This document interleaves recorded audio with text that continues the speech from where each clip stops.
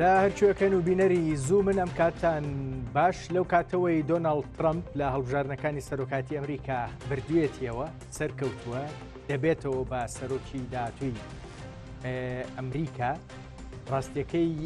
شوێنێک کە قسەی زۆری لەبارەوە کرێ و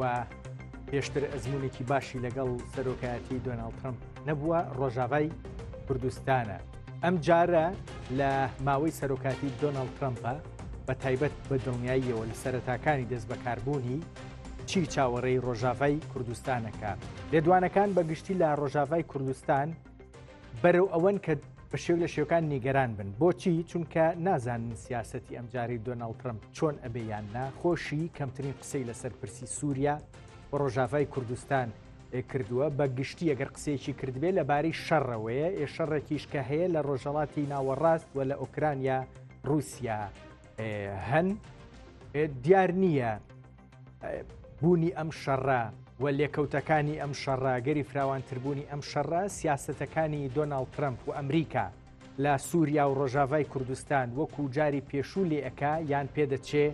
ناچار بە گۆڕینی بکە. هەرچۆنێک بێ بە دڵنیاییەوە ڕۆژاوای کوردستان بۆ ئێمە گرنگە، سیاسەتی دەرەوەی دۆناڵد ترامپیش ئەمریکاش بۆ ئێمە لە ڕۆژاوای کوردستان و بەرامبەر بە سووریا بە دڵنیاییەوە گرنگە. بۆچی؟ چونکە هەر هەنگاوێکی ئەمریکی بەرامبەر بە ڕۆژاوای کوردستان یا بەکشانەوەی سەرباز بێ بە هەر پرسێکی دیکە بێ بە هەر شێوازێکی دیکە بێ بە دڵنیاییەوە کاریگەری لەسەر ڕۆژاوای کوردستان هەیە. بۆ چونکە شوێنێک هەیە وڵاتێک هەیە ناوی تورکیایە و هەر ئەگەری جوڵەیەکی دیاریکراوی ئەمریکا لە سووریا و لە ڕۆژاوای کوردستان ئەم پێدەچێ بیقۆزێتەوە و هەنگاوێکی دیاریکرا و بنێ وەک ئەوەی پێشتر لە ئەفرین و لە چەند شوێنێکی دیکەش لە ساڵەکانی 2010 و 2019 کردی. من ئەم پرسی ڕۆژاوای کوردستان لە سەردەمی سیاست و سەرۆکایەتی دۆناڵد ترامپ لەگەڵ دوو میوانە گفتوگۆکەم دکتۆر کرمانج گوندی پرۆفیسۆر لە زانستگەی تێنسی بەڕێزیان لە ئەمریکاوە لەگەڵمانن، لە سلێمانیش دکتۆرە بوو بەکر مەجید شیکەرەوەی سیاسی بەڕێزیشیان لە گەڵمانە بن لە زوومی ئێمە. دکتۆر کرمانج سڵاوت لێبێ، هیوادارم زۆر زۆر باش بی. بە ئێوە دەست پێیەکەم پێشبینی ئێوە بۆ سیاسەتەکانی دۆناڵد ترامپ بەرامبەر بە سووریا بەرامبەر بە ڕۆژاوای کوردستان چی ئەبێ بە بەهەندوەرگرتنی بە دڵنیاییەوە 4 ساڵی 16 سەرۆکایەتی دۆناڵد ترامپ و بە بەهەندوەرگرتنی هەموو ئەو پرسانەش کە ئێستا لە ناوچەکەیە ئەگوزەرێ. ئێمە شتێکی دیاریکراومان لە ڕوونە لەبارەی سیاسەتەکانی ئەمریکاوە بەرامبەر بە ڕۆژاوای کوردستان لە ماوەی سەرۆکاتی دۆناڵد ترامپ. کاکەڕەنج هەڵبژاردننی دۆناڵد ترامپ سەرسوڕمانێک بوو بە شێوەکی گشتی لە بۆ زۆرینەی لە بۆ خەڵکی ئەمریکایە بە تایبەتی ئەوانەی پێشبینی شتێکیان دەکرد. دۆناڵد ترامپ کەسێکە کە تەواوی ئەو پێشبینیانەی لەمە ڕووی کراون حتا ئەو جارەش کە ممکن نەبوو لە دیدی زۆرینەی خەڵکانی ڕۆشن خەڵکانی شرۆڤەکار زۆرێک لە سەرانی حیزبی ئەندامانی باڵای پارتی کۆماری دەنگیان بە کامەلا هێرزدا، بەڵام تەواوی ئەو پێشبینیانەی کە دەکران لەبارەی ئەو زاتە هەمووی پوچ کردەوە. دۆناڵد ترامپ کەسێکە پێشبینی ناکرێتن کە ئەو ڕۆکانەی لە وەختی قسەیەک دەکا بەیانی چی دەڵێتن چ دەکاتن. ئەوە ئەو دەرکاندنەی جەنابەت لەمەڕ کوردستانی بەندەستی سووریایە سەخڵەتیەکە پرسیارێکە پێم وایە لە دڵی هەر نیشتیمان پەروەرێکی کوردستانی دابیتن لە هەر بەشێکی کوردستانی، چونکە لە سەردەمی دۆناڵد ترامپ بوو کە ڕێگەی بە ئەردوغانێدا هێرش بکاتە سەر ئەو بەشەی کوردستانی و ئافرین داگیر بکاتن و لەو کاتەشەوە بەردەوام هەولی داوە دیمۆگرافیای ئافرینێ بگۆڕیتن. ئەوەش بەڕاستیش گرفتێکە کە احتیمالی زۆری هەیە دانەڵد ترەمپ جارێکی دیکە بە جۆرێک لە جۆرەکان نەرمی نیشان بداتن لە بەرامبەر داخوازیەکانی ئەردۆغانێ. منتەها لێرانە شتێک هەیە کە مایەی دڵخۆشیە، ئەویش ئەوەیە پۆمپیۆ پێم وایە دەبیتە وەزیری بەرگری دانەڵد ترەمپی کە پێشترێ وەزیری خارجی دانەڵد ترەمپ بوو. ئەو لە کتێبەکەی خۆی دەڵێ کە جەنرال پێتریس چووە تورکیای لەگەڵیان قسە بکاتن ئەو کاتێک کە ئەردۆغان داوای دەکرد ڕێگە بەوان بدەن کە شەڕی داعش بکەن بە جێگەی ئەوەی هێزەکانی دیموکراتیکی کوردستانی بەندەستی سووریای ئەو کارە بکەن. گوتی کە جەنرال پێتریس چووە ئەوێندەرێ دوای قسەکردن لەگەڵ سەرانی تورکیای تێگەیشت کە مەبەستی ئەردۆغان و مەبەستی دەوڵەتی تورکیای ئەوە نییە کە شەڕی داعش بکەن، بەڵکو لەژێر ئەو چەترا بێن قەتڵ و عامی کوردەکان بکەن. ئەڵێ کە ژەنرال هاتەوە ئەو بابەتەی لەگەڵ ئێمە لەگەڵ دانەڵد ترەمپ باس کرد، ئێمە بڕیارماندا کە ڕێگە بە تورکیا نەدەین ئەو کارە بکاتن و بە نەسیش دەڵێ چونکە نەمانویست ببینە هاوبەش ببینە هاوکاری تورکیا لە قەتڵ و عامی کوردان. پۆمپیۆ لەوێندەرەیە ئومێدەوارم ڕۆلی خۆی ببینیتن بە تایبەتی ئەگەر وەزارەتی بەرگری ڕێوە بباتن و مرۆڤێکیشە کارێگەرێتی هەبووە پێشترێژ لەسەر تێڕامانینەکانی دانەڵد ترەمپی، بەڵام وەکو عەرزم کردن دانەڵد ترەمپ کەسێک نییە بە درستی بتوانرێت پێشبینی بکرێت. جاوەڵات دکتۆر کرمانج کۆمەڵی قسەی باشت کرد، من لەبارەی هەرەمیانەوە بە دڵنیایی پرسیارم ئەبێ، بەڵام بە دکتۆرە بووبەکریش ئەبووبەکر مەجید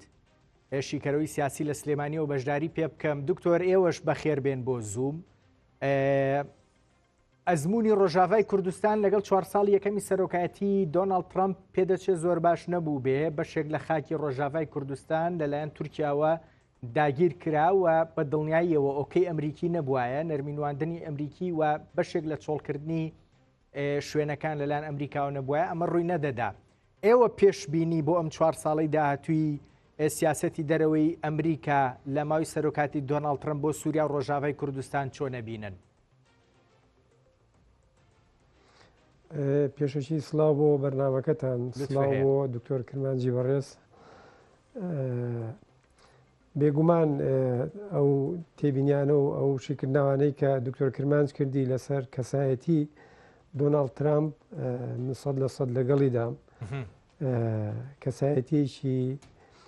بێ سیستەمە، ینی جاروبار هەندێک تەسریحات هەندێک بڕیار دەدا، ینی لە گۆڕ سیستەمی دەوڵەتێکی وەکو ئەمریکا کە تەمسیلی مۆدرنیتەی سەرمایهداری دەکا، ینی زۆر جارم بۆ خۆم سرم لەوە دەسوڕما چۆن بڕیارێکی وا یان تەسریحاتێکی وا دەدات کە بەڕاستی زۆر جار پێچەوانەی استراتیجی ئەمریکاش بوو. بە هەر حاڵ دەوڵەتی ئەمریکا دەوڵەتێکی سەرمایهداریە، تەمسیلی سیستەمی مۆدرنیتەی سەرمایهداری دەکا و ڕابەرایەتیشی دەکات. ئێمە لەو ڕوانگەیەوە هەڵسەنگاندن لەسەر سیاسەتی ئەمریکا بکەین، باوەڕکەم ڕەوشەکە باشتر ڕوون دەبێتەوە، نەک تەنیا لەسەر کەسایەتی دۆناڵد ترەمپ. ڕاستە دۆناڵد ترەمپ ئەمڕۆ سەرۆکی ئەمریکایە، بەڵام ئەوەی کە سیاست دەکا و ئاگای لە وەزعی گشتیە دەزانێت بڕیاری سەرۆکی دەوڵەت هەموو شتێک نییە. کاریگەری لەسەر هەندێک ڕەوش هەیە، بەڵام کاریگەری لەسەر استراتیجی ئەو دەوڵەتە نییە. دەوڵەتێکی زلهێزی وەکو ئەمریکا بە تەنیا شخصێک بەڕێوە ناچێ و چارە نووسەکەشی لەلایەن ئەوە دیاری ناکرێت. باشە، بەڵام دەکرێت وەکو دەسەڵات کە ئەمە دەسەڵاتی یەکەمی ئەو دەوڵەتەیە، ئەوش سەلاحیەتی خۆی هەیە لە کۆمەڵێ بڕیاردان لە اینجا دکتۆرە ڕوونکردنەوە ڕاستیەکەی ئاراستە کرد. نیگەرانیەکە یان ترس و مەترسیەکە ڕێک لەبارەی ڕۆژاوای کوردستانەوە ئەمەیانە، چونکە ئەگەر بیرمان بێ ڕەجەب تەیب ئەردۆغان بە یەک تەلەفۆن لەگەڵ دۆناڵد ترەمپ کۆمەڵێک شتی لێ وەرگرت و ڕووداوەکانی بە دڵنیاییەوە ئەفرین و سەرەکانی و گرێسپی بەدواداهات لە 2010-2019 هێشتان ئەکرێ ڕەجەب تەیب ئەردۆغان تەنها بە تەلەفۆنێ بتوانێ شتێک لەو بارەیەوە بە دۆناڵد ترەمپ بکە بگۆڕێ یان نەخێر ئەم جارە ئێمە لەبەردەم دۆناڵد ترەمپێکی دیکەین کە ڕاستیەکەی ئەزمموی سەرۆکاتی 4 ساڵی 16 هەیە و ئەزممونێکی دیکەیشی بۆ دروست بوو لە ماوەی کە لە سەرۆکایەتیان نەبوو بە دڵنیاییەوە هەندێک لە خوێندنەوەکان بەرەوەن کە پێ ناچێت کەساتی دۆناڵد ترەمپ هەمان کەساتیەکەی 4 ساڵی یەکەم بێ. ڕاستە هەلومەرجیش گۆڕاوە، هەلومەرجی سیاسی ئەقلیمی و نێودەوڵەتی گۆڕاوە، ڕێکوایە ینی ئێستا حاڵی حاضر ئێمە لە ناو شەڕێکی گەورەی جیهانیە. بێگومان ئەم شەڕژ دوایەکەی خەریتەی سیاسی بە تایبەتی خۆڕڵاتی ناوەڕاست ینی ئەوەی کە شیمانە دەکرێت ئەو خەریتە سیاسیە گۆڕانکاری زۆر گەورە بەسەر منتیقەکە بهێنێت. هیچێک لەو شوێنانە جغرافیای سووریایە ینی شیمانی ئەوە دەکرێت هەدەفەکەش چییە؟ بۆچی ئەم گۆڕانکاریە دەکەن نەک لە پێناو بەرژەوەندی خەڵکە لە پێناو ئەوەی بۆ پاراستنی بەرژەوەندیەکانی خۆیان ینی بمانێ و نەمانەوە مۆدرنیتی سەرمایهداری بەرژەوەندی مادی خۆیان خسۆتە پێش هەموو بەرژەوەندیەکی گەلانیشەوە. ئەم شەڕش کە ئێستا لە ئارادایە شەڕی ئەو بەرژەوەندیەیە. ئەم دەوڵەتانە کە بچووک دەکرێتەوە یان پارچە پارچە دەکرێت بێگومان مەترسی لەسەر سیاست و استراتیجی ئەوان کەم دەبێتەوە. ئێستا دەوڵەتێکی وەکو سووریا ئەگەر بە گوێرەی ئەو شیمانەی کە لە ئارادایە بکرێتە سێ هەرێم، هەرێمی عەرەبی سونە و عەرەبی شیعە و کوردیش لەوێ، بێگومان ئەو کاتە ئەو سووریا ئەو ڕۆڵەی نابێت. بە هەمان شێوە وەکو عێراق و تورکیاش ئەمە شیمانەیە، شیمانی ئەوە دەکرێت کە ئەمە ڕوو بدات. وەکو تریش ئەو هەلومەرجەی ئەو کاتە پەیوەندی نێوان ئەمریکا لەگەڵ تورکیایە کۆمەڵە گۆڕانکاری هاتووەتە ئاراوە، بە تایبەتی لەسەر هێڵی وزە. هێڵی وزەی جیبیس کە دیاریان کرد لەگەڵ ئەو هێڵی وزەی کە دەوڵەتی تورکیا لەگەڵ عێراقا ڕێکەوتنی لەسەر کردووە، ئەم دوو هێڵە زۆر ناکۆکن لەگەڵێکە. من تەسەور دەکەم ئەمە ببێتە ئەمری واقع بەسەر ئەمریکا و بەسەر دۆناڵد ترامپیشە کە سیاسەتی خۆی بەرامبەر تورکیا بگۆڕێت، چونکی ئەگەر نەیگۆڕێ لەوا چێ کاریگەری هەبێ لەسەر بەرژەوەندی ئەمریکا لە سووریا و لە خۆڕڵاتی ناوەڕاستیش. ئیسرائیلیش هاوپەیمانیی استراتیجی بەردەوام بە دکتۆر بەڵام یەکشت بەلامەوە زۆر گرنگ بوو، یعنی ئەوەی پرسی هێڵی وزەی جیبیست لەگەڵ ئەمەی دیکە کە با بڵێن ئەگەر ڕێگەی گەشەپێدانت مەبەست بێەوەی لە عێراق و تورکیا لەسەری ڕێکەوتون وە پێدەچێ هەندێک وڵاتی دیکە با بڵێن بێنە ناوە وە قسەیەکی دیکەت کرد کە ئامانجەکانی یان ویستەکانی با بڵێن ئەمریکا لە ڕووی سەرمایهداریەوە پێدەچێ ویستی دیاریکرا و ئامانجی دیاریکراوی سەرمایهدارانەی ئەمریکا بن. جا لەو بارەیەوە دوو پرس زۆر گرنگە. یەکەم ئەوەی جیبیست سەرەگرێ بۆ ئەمریکا یان پێدەچێ ئەمەی دیکەیان ئەمەی عێراق تورکیا سەر بگرێ، کامیان ئەگەری سەرگرتنی زیاترە. ئەمە یەک. دوو لەباری سەرمایهداری و با بڵێن بەرژەوەندی سەرمایهدارانەکەی ئەمریکا دوو پرس دێتە ئارا. یەکەمیان نەوتە لە ڕۆژاوای کوردستان، دووەمیان پەیوەندیەکانی خودی دۆناڵد ترەمپە لەگەڵ زاواکەی ڕەجەب تەیب ئەردۆغانە. ئەلەمەیانە کام با بڵێن ویست و بەرژەوەندی ئابوووریانەی ئەمریکا ترەمپ ئەکرێ هاوسەنگیەکە یەکلایی بکاتەوە. لەسەر ئەو هێڵی وزەی جیبیست بێگومان ئیسرائیل بۆ ئەمریکا ئەوە هێڵی سوورە، ینی پاراستنی ئیسرائیل لەلایەن ئەمریکاوە لە پاراستنی هەموو شوێن و هێزەکانی کە گرنگترە. باشە هێڵی وزەی جیبیستیش ئەمە ڕاستەوخۆ پەیوەندی بە بەرژەوەندی ئیسرائیل و ئەمریکاوەیە. یعنی تەنانەت ئەو شەڕێک کە ئێستا لە ئارادایە لە شەڕی ئیسرائیل فەلەستین بەشێکی پەیوەندی بەو هێڵی وزەوە هەیە. یعنی تەنانەت کۆمەڵی تەحلیلات لەسەر ئەوەیە کە ئەو کاتێک کە حەماس هێرشی کردە سەر ئیسرائیل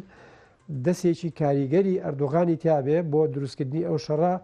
بە ئامانجەوەی تێکدانی ئەو هێڵی وزەی جیبیستە. باشە بێگومان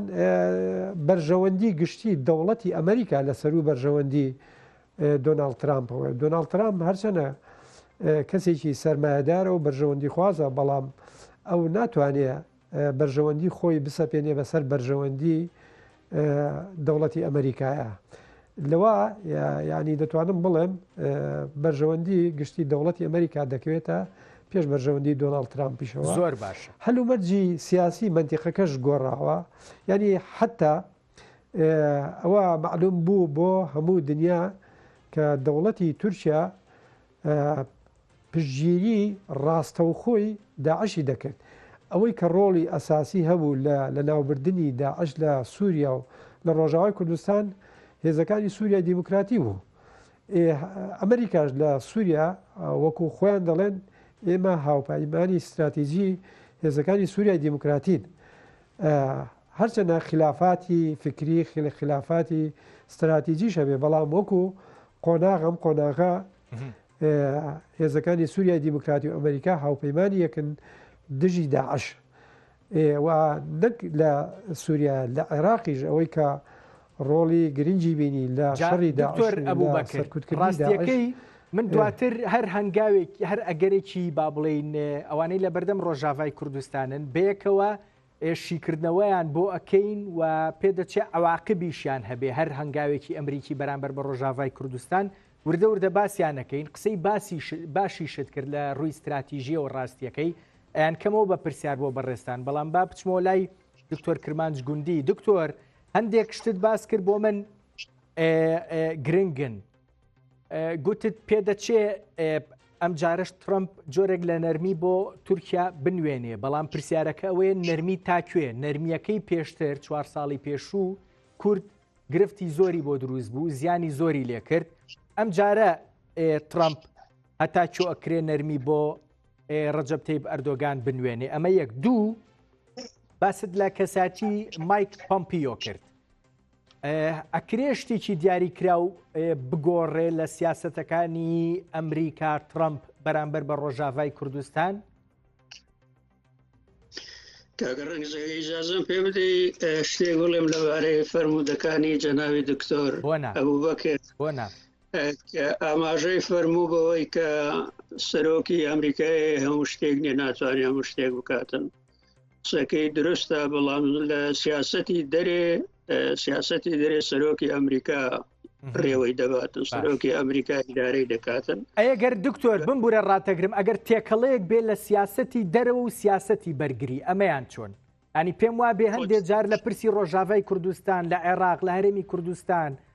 لە ئیسرائیل ئەمانە پێدەچێ وا دەرکەوێت سیاسەتی دەرەوەن، بەڵام نەخێ ڕنگڕێژی سیاسەتی بەرگریش بن. سیاسەتی دەرەوەی ئەمریکای وەک جەنابی دکتۆر ئەبوبەکر ئاماژەی پێفەرموو وەکو وڵاتێکی سەرمایەدار سەرمایە کۆ دەکاتەوە. سیستەمی ئەو وجودی ئەمریکای لە نێو ئەو وڵاتانە ئەو ڕۆژە تەماشام کرد 750 بنکەی سەربازی هەیە لە وڵاتانی جیهانی. 750 ئێوە 750 بنکە سەربازیە لە بۆ چییە؟ ئەگەر لە بۆ پاراستنی بەرژەوەندیەکانی ئەمریکا نەبێ لەو وڵاتانە و لە وڵاتێک ئەگەر سیاسەتی ئەو وڵاتە بە جۆرێک بگوازرێتەوە بە یا بەراورد هەندێکدا بچێتن کە لە دژی سیاسەتی ئەمریکایە بێتن ئەو بنکە سەربازیانە بە جۆرێک مداخەلە بکەن یاخود لەگەڵ کەسانی خۆیان لەناو ئەو دەوڵەتە کودێتا بکەن یا ڕژێمەکە بگۆڕن. ئەوانە هەمووی ڕنگدانەوەی سروشتی حقیقەتی کاپیتالیزمی سەرمایەداری ئەمریکایەیە. بەڵام بگەڕێینەوە سەر بابەتی سیاسەتی دەرێ ڕاستە هەموو شتێک ناکا بەڵام دیسانی دەتوانێت زۆر شت بکاتە بە تایبەتی لەمەر ئێمەی بێوڵات و بێکەس و بێپەنا شتێکی زۆر ئاسان لە بۆ بەرژەوەندی خۆدوایی جەنابی دکتۆر ئاماژەی بەوە کرد کە دەبێتن دەبێت زیاتر بەرژەوەندی ئەمریکای بخرێتە سەر بەرژەوەندی کەس وەکو ترامپ بەڵام بە ژێرەی گۆتەکانی جان بۆڵتن کە بەرپرسی ستافی داناڵد ترامپ بوو ئەڵێ داناڵد ترامپ کە لەگەڵی بووە و چەند جار لەگەڵ لە کۆبوونەوەکان لەگەڵ سەرانی وڵاتان لەگەڵی دانیشتووە ئەڵێ هەمیشە بە جۆرێک ڕەهەندی سیاسەتی ئەمریکای نیشاندایە کە تەواوکەری بەرژەوەندی خۆی بیتن هەتا بەرژەوەندی ئەمریکایە ئەو شتانەش با من لێرە با بڵێن قسێک بکەم کە قسەی من نییە ڕاستیەکەی بەشێکە لە لێکدانەوەی ناوخۆی ئەمریکیش پیان وایە دۆناڵد ترامپ لە 16 هەندێک هەڵسوکەوت و با بڵێن بڕیاردانی شێوازی بڕیاردانی هەبوو خۆشی ئەزانەیە کە دوجار زیانی لێ کرد و هەڵ نەبژێرایەوە بە سەرۆکی ئەمریکا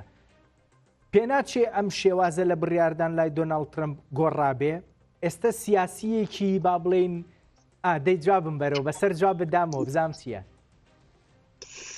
داناڵد ترامپ تاری یەکەم کە لە 2016 هەڵبژێردرا ئەوانەی هەڵی بژاردن وەکو وەزیری بەرگری وەزیری دەرێ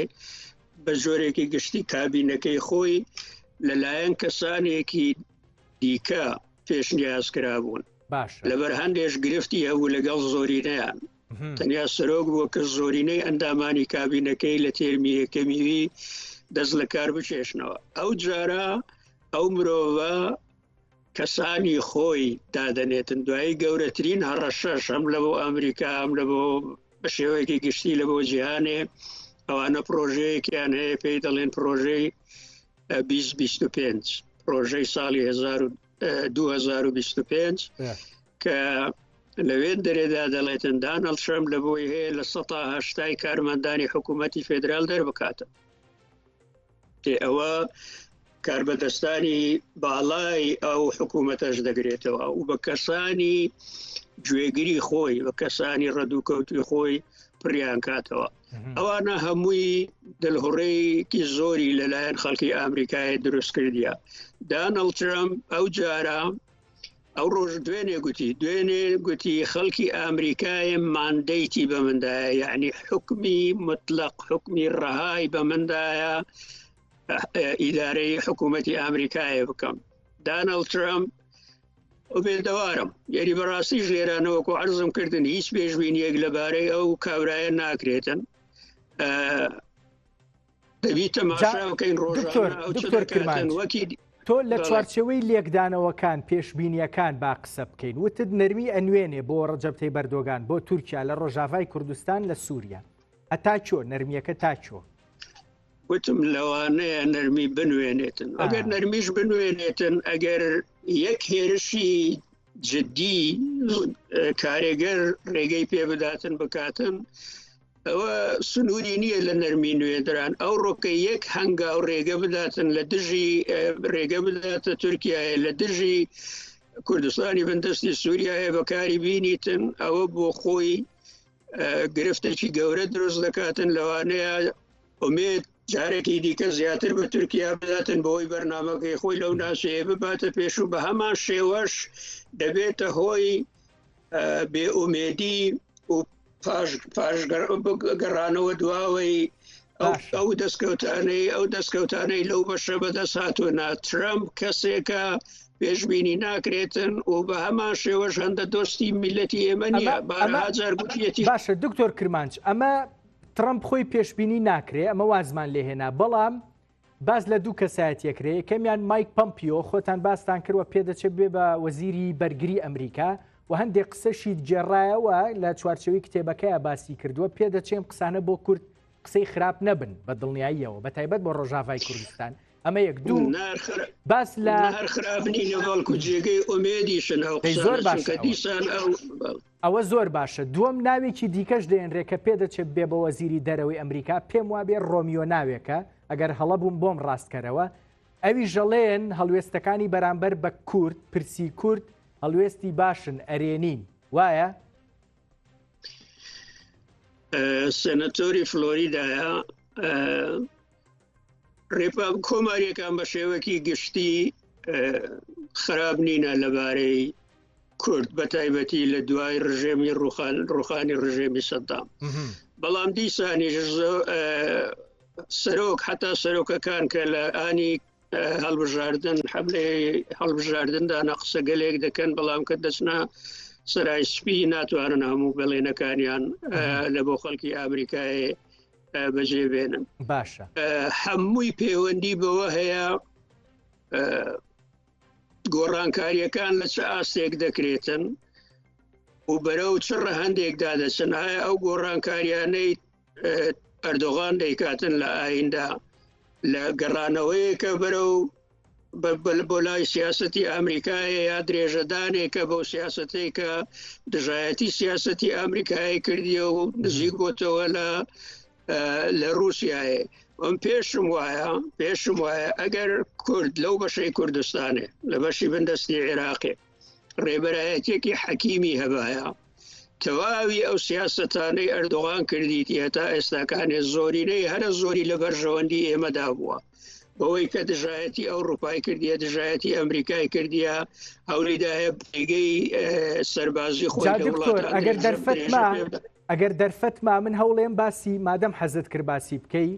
باسی کوردستانی عێراق هەرێمی کوردستانی ژەکەین بە دڵنیاییەوە لە کۆتاییە بەڵام با هەندێک بچمەوە لای دکتۆرە بووبەکر مەجید ڕاستیەکەی کۆمەڵک پرسی وروژان من پێم خۆشە بۆی بکەمەوە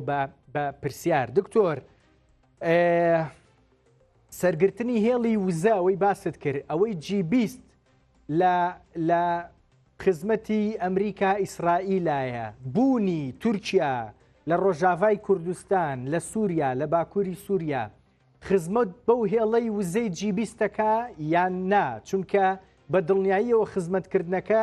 یان خزمەت نەکردنەکە کاریگەری ئەبێ لەسەر با بڵێن نەرمینواندنی ئەگەری نەرمینواندنی ئەمریکا دۆناڵد ترامپ بەرامبەر بە تورکیا هەر ئەو هەوڵەی کە ئەردۆغان دای ئیتیفاقی لەگەڵ حکوومەتی عێراقیە کرد بۆ کردنەوەی هێڵێکی کەی وزە ئەمە خۆی لە خۆیدا دژایەتی ئەو هێڵەیە واتە بە هەموو شێوازێک دەوڵەتی تورکیا هەوڵی ئەوادا چی لە تورکیا بێت چی لە عێراق بێت چی لە سووریا بێ دژایەتی ئەو هێڵی G20 بکات چونکی لەم هێڵە تورکیا پەراوێز خراوە لە ڕووی وزەوە بێگومان پەراوێز بخرێت ئیمکانیەتی ئابووری تورکیا بەرەو لاوازی ئەڕوا هەرچەنە لەسەر ئەم شەڕی پەکەکەکان نزیکەی وا بۆ 50 ساڵ دەچێت تورکیا شەڕی هێڵی ئازادی گەلی کوردەکە بەڕابەرایەتی پەکەکە ئەو بانگەشانەی کە دەیکرد دەیگو ئەم ساڵ ناساڵێککە لە ناوی دەبین بەڵام ئەمانە هەمووی بە زەرەر شکایەوە و بوو بە زەرریشی اقتصادی زۆر گەورە ینی ئێستا ئەگەر بە دوواداچوونێکی ورد بکرێت لەسەر قەرزی دەوڵەتی تورکیا لەسەر ئەو شەڕە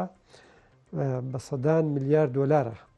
ئێستاش حاڵی حاضر لە ناو قورسترین قەیرانی ئابووریدایە جا دکتۆر ئەمە پرسێکی استراتیژیە بۆ تورکیا مەسلەی پارە مەسلەی ئابووری گرنگە بۆ تورکیا ئەم کسەیەش ئەم پرسیارەش بۆ من وەڵامەکەی لەلایەن ئێوە گرنگە ڕێگەی گەشەپێدانی عێراق تورکیا سەرەگرێ یان ویستەکەی G20 بە دڵنیاییەوە G20 کە ئەڵێن G20 ینی باسی شتێکی بچووک ناکەین باسی مەسلەیەکی گەورەیە پرسێکی گەورەیە کیانێکی گەورەیە کامیان سەرەگرێ دەواازەی G20 ئیسرائیل بوو ئەگەر لە شەڕی ئیسرائیل ئەو پرۆژەی کە ئیسرائیل هەیەی سەرکەوێ بێگومان هێڵی عێراق تورکیا فەشەل دێنێت باشە ینی سەرکەوتنیە و هێڵە شکستی ئەم هێڵەکەی تریانە اینجا بۆ ئەوەی بیشی بەستمەوە حتمما ئەمریکاش باشە بۆ ئەوی بیشی بەستمەوە بابەتی گفتوگۆکەمانەوە کە تایبەتە بە ڕۆژاوای کوردستان بوونی تورکیا لە ڕۆژاوای کوردستان هیچ خزمەتێک بە هێڵەکەی G20ەکە جا ئەگەر لە ناو هێڵەکەیە بێ یان نزیکیش بێ لێوەی ینی بوونی تورکیا لە ناو سووریا و لە ناو ڕۆژاوای کوردستان خۆ بە دەنگی دانانیشێ هەدەفی دەوڵەتی تورکیا لە ڕۆژاوا بێگومان هەم تێکدانی وەزعی ئەمنی سووریا و ڕۆژاوای کوردستانە ینی وەزعی ئەمنیش چەنە تێکچێت ئەوگە کاریگەری لەسەر هێڵی ئابووری هەیە ڕوونە ینی تەنیا ئامانجەکە ئەوە نییە هەر بچێتە ناو سووریایەوە بەبێ دەنگ دابنیشێ ئەو یەکێک لە ئامانجەکانی ئەوەیە ئەو ئیدارەی کە لە ڕۆژاوای کوردستان دروست بووە بە هەموو شێوەیەک دژایەتی دەکات ینی ئەگەر بۆی بکرێت لە شەو ڕۆژێکا تەفرەت و نای دەکات بەڵام ئەوەی کە هەتا ئێستا ڕێگری کردووە لەو پیلانی دەوڵەتی تورکیا نەتەنیا دەوڵەتانن خودی ئەو ئیرادەیە کە لە ڕۆژاوای کوردستان ینی ئەگەر بەڕاستی ئەو ئیرادەیە نەبووە دەمێ بوو ئەو ئیرادی ڕۆژاوای کوردستان تێکچوو بوو. دکتۆرە بوو بەکر مەجید پرسێک تایبەت بە ینی ئەگەر زۆر باشە پرسێک کە تایبەتە بە ڕۆژاوای کوردستان ویستە تورکیا کۆنە تازەکەیە پێشتریش ئەویستەوە بکە بە نزیکەی بۆی نەچووە سەر ئێستا دووبارە لە پەیوەندی تەلەفۆنەکەی ئەردۆگان و ترەمپە باس کراوەتەوە ئەوەیە کە 30 بۆ 40 کیلۆمەتر تورکیا بێتە ناو خاکی سووریا ڕۆژاوای کوردستانەوە. پێت وایە ئەمریکا ئەم جارە لە ماوەی سەرۆکایەتەکەی دۆناڵد ترەمپە ڕێگەی هەنگاوێکی لەو شێوەیە بە تورکیا بدا یان پێ ناچێت چونکە ڕاستیەکەی دۆخەکە گۆڕاوە؟ یعنی من نەسەرا تا شەو باسم کرد هەلومەرجەکە گۆڕاوە هەلومەرجی ئێستا لەگەڵ سەردەمی پێشووی دۆناڵد ترامپا جیاوازی زۆرە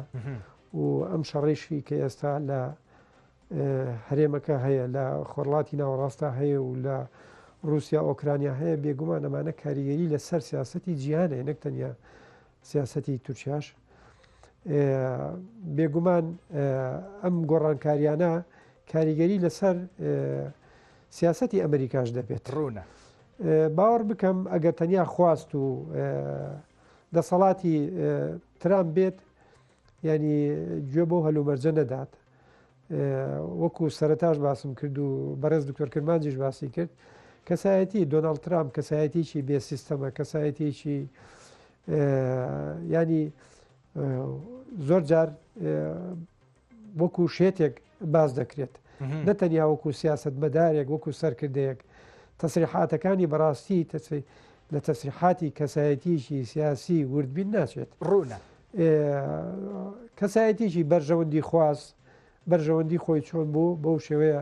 هەسوکەوت لەگەڵ دەور و بەرا بکات زۆر ڕوونە جا دکتۆرە بوو بەکر دەستت خۆش بێ دکتۆر کرمانج زیاد لە جارێک قسەمان لەبارەی ڕەوشی ناوچەکەەوە کرد شەڕ لە ئارادایە باسی کەساتی دۆناڵد ترەمپمان کرد و ئیتر تقریبەن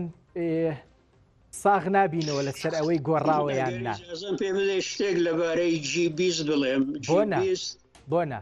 ئەو ڕێکخراوەیە کە ئەو 20 وڵاتە کە توانایان لە بواری یعنی 20 ئابووری سەرەکینە لە ئاستی جیهانی ئەلبەتارێک بە ڕێژەی خۆی بەڵام ئەو پێوەرەیان تێدایە کە بگەنە ئەو وەکو ئەندام لەو ڕێکخراوە قبول بکرێت و هەر جارێکە کۆش دەبنەوە قسە لە گرفتەکان بابەتەکانی ئابووری جیهان دەکەن بە جۆرێک کە ڕێگە چارەک ئەگەر گرفتێکە بیتن بۆیوە دۆزن کە هەمویان تێیدا بەهرەمەند بن هەلبەتە ئەوە تەنیا بە قسەیە دەنا تورکیا هەرچەندە لە خوارەوەی ئەو لیستەیە ئەندامە لە گروپی 20 بەڵام دیسانیش دیتمان ترامپ لە سەردەمی لە تێرمی یەکەمی خۆی گرفتێکی زۆر گەورەی لە بۆ تورکیای گرفتێکی گەورەی ئابووری لە بۆ تورکیای دروست کرد کە لیرەی بە حدێکی زۆر زۆر هێنا خوارێ جا مەبەستم دوای ئەوەی پەیوەندێکی بە گرفتی و یا سیاسەتی ئەمریکای نییە لەمەڕ عێراقی لەمەڕ عێراقی ئەوە سیاسەتەکە دەبوایە عێراق بشکێنن سووریا بشکێنن کە مەترسی لەسەر ئیسرائیلی کەم بکاتەوە ئەو بە پلانەی ئەوان هەیان بۆ مخابن دەسەڵاتی کوردی بووە گرفت لە پێشی یا ئەو دوو بەشەی کوردستانی لێک بدەنەوە کوردستانێک وەکو هیلال دروست بکەن ئەم ڕێگە لە تورکیا دەگری هەم لە ڕێگە لە بڵاوکردنەوەی نفوزی شیعەگەرایی ئێرانێ دەگریتن و لە هەمان کاتیش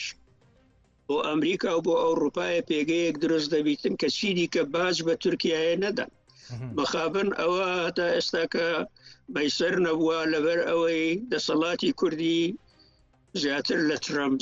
بیر لە بەرژەوەندی بنەماڵی خۆی بەرژەوەندی خۆی دەکاتەوە. وڵا دکتۆر کرمانچ قسەیەکی گرنگت کرد یعنی ویستی ڕۆژاوا ویستی ئەمریکا ئەوە بوو باشووری کوردستان و ڕۆژاوای کوردستان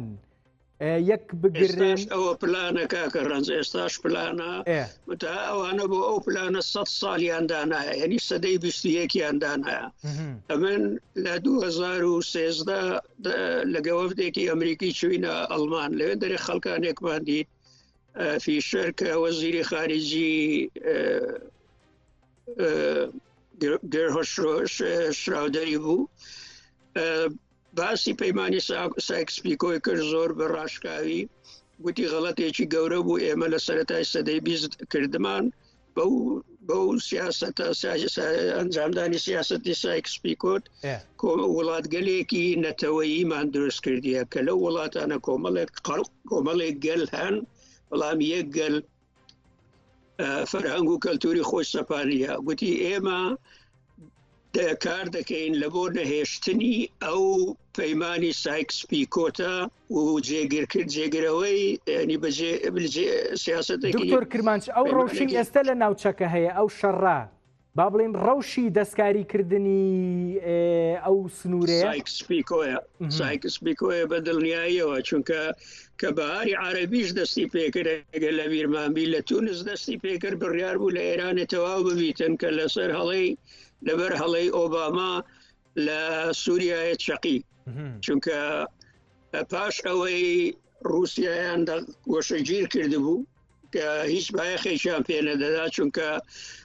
بە گۆتەی هێلەری کلینتن کە ئەو کاتە وەزیری دەرەی ئۆبامایە بوو گوتی پۆتین بە ئێمەی گوت بە ئۆبامای گوت کە ئەو بەلایەوە گرنگ نییە ئەو بەشار ئەسەد دەمینێتن یا نامینێتن بە تایبەتیش گوتی لە ڕاستیش ئەوە بۆ من بوویتە دەردەسەر لەسەر ئاستی جیهانێ ئەمن دەمەوێ بەرژەوەندی رووسیایە بپارێزرێتن لەو ناوچەیە ئەمریکا بایەخی پێ نەدا ئەو بایەخ پێ نەدانەی ئەمریکایە کاکە ڕەنج وای کرد پۆتین بێتە بەهێزەشی گەورە بێتە سووریایە و تەواوی پێوەری سیاسەتی ئەمریکا و ئەوروپای لەوێ بگۆڕیت و ببیتە هێزێک کە بەبێ ئاگاداری ئەو بەبێ ڕزای ئەو هیچ کارێک لە سووریایە نەکرێتن بە جۆرێک فڕۆکەکانی ئەمریکای ئەگەر هەڵبستابانایە دەبواە رووسیا ئاگدار بکەنەوەکەوە ئێمەینا. دکتۆر کرمانچ لەسەر پرسی ئەگەری گۆڕانی یان گۆڕینی سنوورەکانی سایکس-پیکۆ و بەستنەوەی بەڕەوشی ئێستەی ناوچەکە باست لەوە کرد کە سەرکردایەتی کورد لە هەرێمی کوردستان لە باشووری کوردستان نەیان هێشت باشوور لەگەڵ ڕۆژاوا یەک بکرێتەوە. لە بۆت باس دەکەم ئەگە ئیجازەم پێ بدەی بگەڕێمەوە هەر ئەڵمان دوای ئەوەی لەگەڵ فیشەر دیدارمان هەبوو ڕۆژی دواتر لە پەرلەمانی ئەوروپایە داوەت بووین وەکو وەفدەکە چوینە وێندرێ لەوێ سەرۆکی کۆمیتەی پەیوەندیەکانی دەرەوەمان دیت لە خانە مێرکلی بوو ئەو کاتە ئەویش بە هەمان شێوەی فیشەر باسی خراپی دەرەنجامەکانی پەیمانی سایکس-پیکۆی کرد و گوتی گەرەکە ئێمە شتێک بکەین بۆ نەهێشتنی ئەو پەیمانە ئەبن کە لەوێن دەرێ دوو لەوی نێزیک دانیشتبووم پرسیارم لێ کرد گوتم ئێستا کە ئێوە دەتانەوێتن ڕۆژ هەڵاتێکی نوێ دروست بکەن نەخشەکە دابڕێژنەوە ئایا لەوێن دەرێ بۆ کوردان شتێک دەبیتن کە ئایندەیەکی ڕۆشنیان تێدا هەبیتن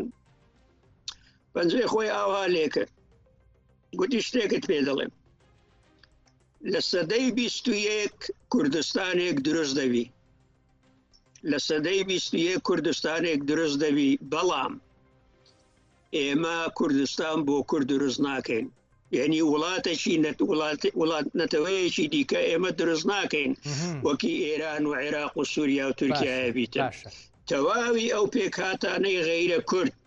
غەیرە مسلمان دەبی لەگەڵ کورد و لەگەڵ مسلمانان یەک لە یەک ئاستی دابن یەک مافیان هەبیتن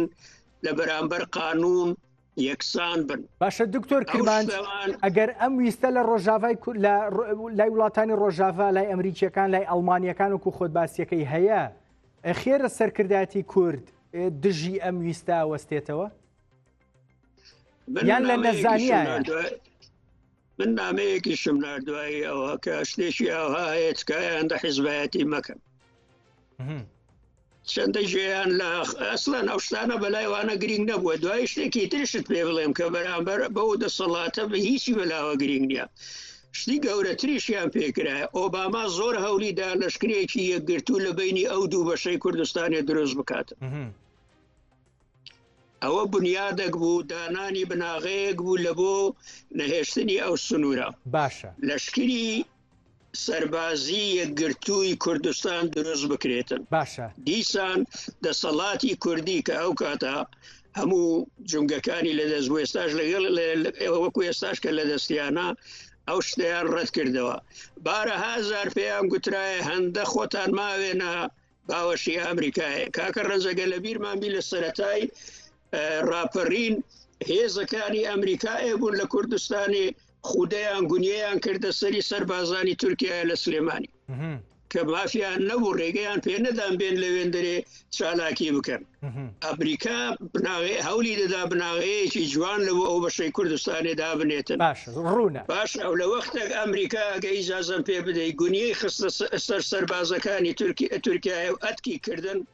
ڕەوانی کردنەوە دوایی دەبینی لە نەتیجەی سیاسەتی کاڵفامانەی کوردی تورکیا ئێستاکانێ بە گوێرەی کە باز دەکرێتە زیاتر لە 20 بنکەی سەربازی هەیە هەتا 40 کیلۆمەتر هاتۆتە ناو ئەو بەشە لە حاڵەتێکی ئاوهایی ئەمریکایە ئەوروپا دەتوانن چ بکەن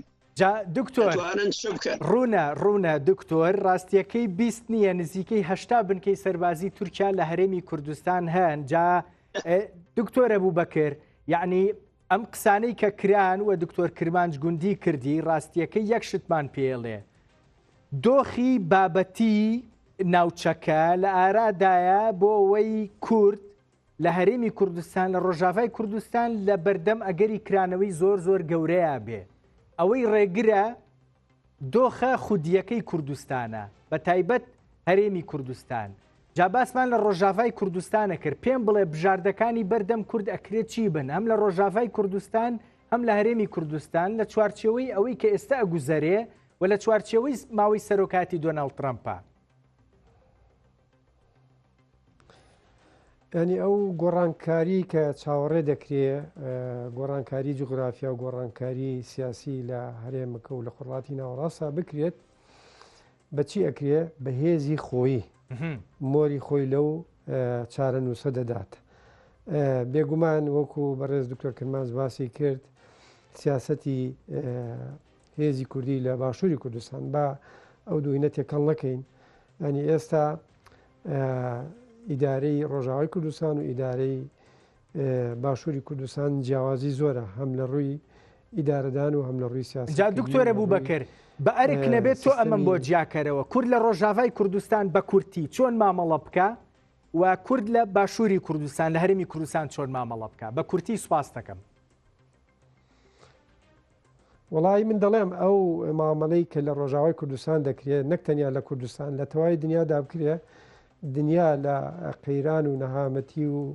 زۆڵم و زۆر ڕزگاری دەبێت چونکی ئەوە تازەترین مۆدێلی دیموکراتی ڕاستەوخۆکە ئەمە چەمچیشی ئەتوانم بڵم تازەیە لەلایەن بەڕێز ئۆجەلانەوە پێشنیار کراوە بەو چەمکەش ئێستا ڕۆژاوای کوردستان ممارەسەی دیموکراتیەکە ئێستا ئەو ناکۆچی کە پێشووتر لە نێوان نەتەوە و پێکاتەکان بوو ئێستا بەرەو کاڵبوونەوە و بەرەو کۆتای هاتن دەچێت تەنانەت ئەگەر ساڵی 2011 کە بەهاری عەرەبی دەستی پێکرد هەتا ئەو کاتەش نەزعەیەکی قەومی زۆر قۆڵ لە نێوان کورد و عەرەبە هەبوو لەو هەرێمە بەڵام دوای ئەوەی کە ئەم قوارەیە دروست بوو لەوێ بەم عەقلیەت و بەم فکرە و بەم سیستەمە ئەو نەزع و ناکۆچی و شەڕەتایفی کۆتایی پێهێنا یعنی ئێستا وای لێ هاتوو ئەگەر لە نزیکەوە دراسەیەکی هێزەکانی سووریای دیموکراتی و ئیداری خۆبەڕێوەبەری ڕۆژاوای کوردستان بکەیت چەنە کوردی تیا ئەوگەش نەتەوە پێکاتەکانی کەی تایە برا. باشە دکتۆرە بووبەکر با من لێرە یەک پرسیار بکەم. ئەم برایەتیە، ئەم پێکەوە ژیانە، ئەم کۆنفیدرالیزمی دیموکراتی ئەگەر مەبەستت ئەوە بێ کە لە ڕۆژاوای کوردستان هەیە ئەتوانێ بەرامبەر هەر ئەگەرێکی دەستوەردانی تورکی بوەستێتەوە یان نا بە کورتی؟ بە کورتی ئەتوانم هەتا ئێستا بڵێم ئەو ڕوبەڕووبوونەوەی کە لە ڕۆژاوا بەرامبەر دەوڵەتی تورکیا و تەنانەت بەرامبەر سووریاش زۆر جار سووریاش دەوڵەتی سووریاش هێرشی سەربازی کردوتە سەر ڕۆژاوای کوردستان و جگە لە شەڕی داعش کە گەورەترین هێرش کرایە سەر ڕۆژاوای کوردستان لە کوبانی و ئیتر لە هەموو شوێنەکانەوە کە ڕەگ و ڕیشە و پایتەختی خلافەتی داعش لە ڕقە کۆتایی پێهێنرا. ئەمە بێگومان دەستکەوتێکی گەورە بوو بۆ کوردیش و بۆ مرۆڤایەتیش. بەڵام دەتوانم بڵێم ئەو ئیرادەی کە لە ڕۆژاوای کوردستان هەیە ئیرادەی خۆییە، ئیرادەی دەرەوە نییە. لە هەموو هەلومەرجەکانە ئەگەر باش بە بیرمان بێت ئەو کاتەی کە دۆناڵد ترامپ بڕیاری ئەوەی داکەوتی ئێمە هێزەکانمان دەکشێنینەوە، ئەو کاتە سەرۆکی پەیەدا لێدوانێکی دا گوتی ئێمە نە داوەتی کەسمان کردووە و نە ئیزنی کەسیش دەدەین بۆ ڕۆژاوای کوردستان. چێ داکۆچیمان لەکە سپاسەکەین چێش داکۆچیمان نەکات داوای کەس ناکەین. ینی بێگومان ئەمە دەلالەت لەوە کاکە دکتۆرە بوو ئیرادەیەکی خۆی دروست ئیرادە خۆیەکە و با بڵێن هۆ کارە خودیەکان لە ڕۆژاوای کوردستان بوونیان هەیە. تۆ خۆشببینیت گەشتبینیت بە با بڵێن هۆکارە بابەتیەکانی دیکەی کە ئێستا لە ناوچەکە ئەگوزەرێن لە قازانجی کورد بشکێنەوە بە کورتی سوپاس دەکەم. ینی هەندێ ئاماژە هەیە ئەگەر کورد بۆ خۆی بە هێزی خۆی ڕوبەڕووی ئەو ڕەوشە بێتەوە بێگومان، بەڵام تەنیا چاوەڕێی هەلومەرجی بابەتی بکەین کە بە قازانجی گەلی کورد بشکێتەوە نەخێر. ینی وەکو باسم کرد دکتۆرە بووبەکر ڕۆژاوا و تەجروبەی ڕوونە سپاس دەکەم. با ئەخیر پرسیار لە دکتۆر کرمانج گوندی بکەم هەمان پرسیار. باواز لە دۆخە خودیەکە بێنین ئەوەی کورد لە باشووری کوردستان و لە ڕۆژاوای کوردستان ئەوەی لە ناوچەکە گوزەرەیە پێدەچێت لە قازانجی کورد کۆتایی پێبێ زۆر بە کورتی کاتم کەمە. کاکە ڕەنج ئەوەی جەنابی دکتۆر ئەوو بەکر ئاماژەی پێکرد کە ئیرادەیەکی خودی دروست بووە، ئەو ئیرادە خودیە بەس نییە. ڕاستە ئیرادەیەکی خودی دروست بووە، ئەو فۆرمەی ئەوانە حکوومەت دەکەن لەو ناوچەیە شتێکی نوێ لە تەواوی ڕۆژهەڵاتی ناوی نەبووە. هەلە بەر هەندێک شتیا چاوی چۆتە پشتی سەری ناتوانێتن ببینیتن کە کورد توانایشی ئەوە مرۆڤانە لە خۆی نیشان بداتن بەبێ تعسبی قومی عرب بەشدار بکاتن لە حکوم ئاشوریەکان بەشدار بکاتن لە حکوم سێ زمانی ڕسمی بەڕسم سێ زمان بە ڕسمی بناسیتن کوردی عەربی ئاشوری. ئەوانە شتێکن نوێنە بنتەها ئەو هەموو کارە چاکە ئەو ئیرادە خودیە ئێمە لە قۆناغێکدا دروستمان کردیەکە قۆناغی خەباتی ڕزگاری خوازی نەتەوایەتیە. ئەو خەباتە ڕزگاری خوازی نەتەوایەتیەش بەبێ پشتیوانی ئامریکایە. جارێکی دیجە خەت دەکەم و ئامریکایە ئەوەش لەبەر ئەوە نییە کە من داکۆکی لە ئامریکایە بکەم. ئێمە بەبێ ئەڵمان بەبێ ڕووس بەبێ چین پێمان دەکرێتن، بەڵام بەبێ ئامریکای ئێمە ناتوانانی سەر بەخۆی خۆمان بەدەست بینین. لەبەر هەندێک گرینگە و خۆشببختانەش ئەو بەشەی کوردستانی بندستی سووریایە حەکیمانە سیاست و دیپلۆماسییان بەکارهێناوە لەسەر ئاستی جیهانی و ئیقلیمی. وجودی ئامریکای لەوێن دەرێ گرینگە بەبێ ئامریکای ئێمە ناتانین. ئەو جارش کە ترامپ لە 20 مانجی یەک دەبێتەوە سەرۆک و بە فەرمی دەوڵەتی ئامریکای دەبێتە سەرۆکی دەوڵەتی ئامریکایە، ئەو جارە کابینەکەی وەک ئاماژەت بە مارکۆ ڕۆبیۆ کرد کە کەسێکە دەبێتە احتیمالی هەیە ببێتە سەرۆک وەزیری دەرەی ئامریکایە، پۆمپیۆ دەبێتە وەزیری بەرگری. ئەوانە هەردووکیان حەزیان بە کورد هەیە. لە هەمان کاتیش دۆستی تورکیایە نینە بە پێچەوانەش دۆستی سەرسەختی ئیسرائیلێنە لە ئەو شتانە هەبووی ئەگەر لێک دەدەیەوە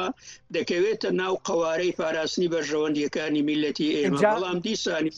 ئەو پێشبینیانەی کە ئێستا دەکرێتن لە ئایندە چوو ڕوودەداتن ئەوە شتێکە دەبێت تەمەشا بکەین لە ئایندە ئەو شتانەی کە پێشبینیمان کردێتە یا گۆڕانکاریەکان کارێگەریان زیاتر دەبێت بەسەر ئەو پێشبینیانەی ئێستاکانی ئێمە کردمان و ئایندەی میلەتی ئێمە لەو دوو بەشەی کوردستانی بەرەو شوێ دەچێت. اینجا ئەمانی کە وتن دکتۆر کرمانج باشترین ئەو قسانن کاکرێ من ئەم بەرنامەی پێکۆتایی پێبێنم. دکتۆر کرمانج گوندی پرۆفیسۆر لە زانستگەی تێنسی گەلێک سوپاس لە ئەمریکاوە لەگەڵ مابووی هەروەها لوتفە هەیە. دکتۆر ئەبوبەکر مەجید شیکەرەوەی سیاسی گەلێک سوپاس بۆ شیکردنەوەکانی ئێوەش ماندوومان کردی. سوپاس ئێوەش لە سلێمانیەوە لەگەڵ مابوو. زۆر سوپاس لوتفە هەیە. سوپاس بۆ سەرنجی ئێوەش.